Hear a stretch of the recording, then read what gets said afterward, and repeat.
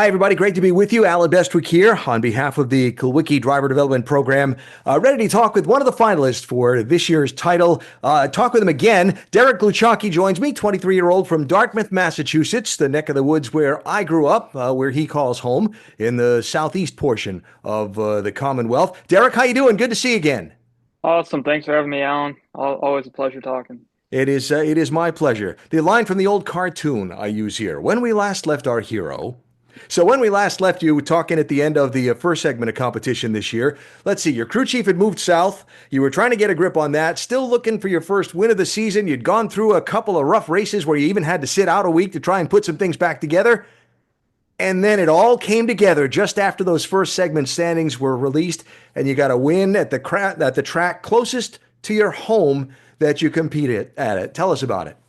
Yeah, just like you said, everything kind of fell into place for us. A primary car got wrecked the week before, and we spent a couple weeks getting the backup car ready. And I was a little skeptical bringing it there, first race of the year with it, but it all worked out. It was just really good right out of the trailer, just really lights out all day, and had a really good battle with DJ Shaw there. I think we were nose to tail for about 65 laps, and got by him with about 15 or so to go, and drove away for our first win of the year. Derek from Dartmouth, Massachusetts, talking about a win at Seekonk Speedway, which is the track where my dad used to race and where I got my start in the race announcing side of things and where I became a race fan, if you will, as a kid. And a tough little third of a mile track where you're never going straight. So to come out on top of some tough competition there was a pretty big thing. You kind of went on from there. That was the beginning of the big summer run of momentum that you've had. Got another win. It seems like every time I check the race standings for the American Canadian Tour where you race, you're somewhere near the front of the finishing order. What's turned for you over the summer stretch? Man, I don't know. I don't think we've changed doing too much, right, in the shop or anything, but I think we just found some luck that we've been missing.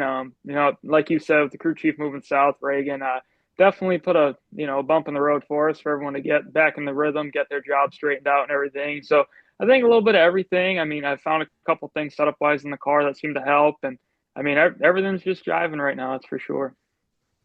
Racing is one of those sports. It's kind of like tennis players, right?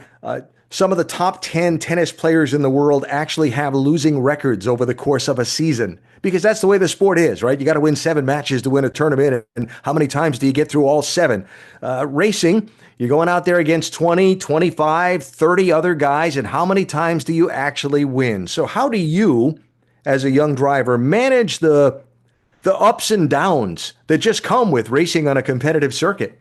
Yeah, I mean, racing's definitely a humbling sport, as you would know, right? But yeah, I mean, you got to take the good with the bad. Just try to keep your head up and just get back to work in the shop as quick as possible, and get ready for the next week. But having some success definitely, gives you a little kick to, hey, you can still do this, and you have the people around you that can get it done. Now, being part of this Kulwicki driver development program for you, last year you were a finalist. You finished second in the final season-long standings. This season, you're the only driver to come back as a finalist for successive years. Why? Why come back and enter? Why? What does this mean to you to be part of this? It means a lot. I mean, everyone on my crew and just everyone around me takes, tremendous pride in carrying his legacy along, and his name on the side of the race car, his number, and it's really just an awesome experience. Ryan, Casey, and just everyone involved in the program just helps us racers out so much and tries to get us to the next level. So I'm super appreciative, and just being involved in this program for the past 3 years or so has really been a life-changing experience. So last year you were the final runner-up on the season. It's a pleasure to tell you that after the second segment of competition this year, you are the leader in the Kulwicki Driver Development Program standings. And that's the first you've heard that. Congratulations. Your reaction? Yeah, that's awesome. I mean, we put a lot of work into this, and to see it's paying off really just means the world. And I know everyone on my crew will be ecstatic to hear that. So, like I said, we all take tremendous pride in this, and it's just really awesome. I'm pretty speechless for sure. That's awesome, and congratulations, and well deserved. Now, part of this whole program is community service and give back. And one of the programs that you support through your racing is Make-A-Wish. I've been around several Make-A-Wish experiences, and they can leave a real imprint on you. Is there a particular experience or a particular child that you've had a Make-A-Wish experience with that's left the most imprint on you that you could tell us about? Yeah, I mean, not directly, but I've heard tons of stories of just, through family, friends, and everything.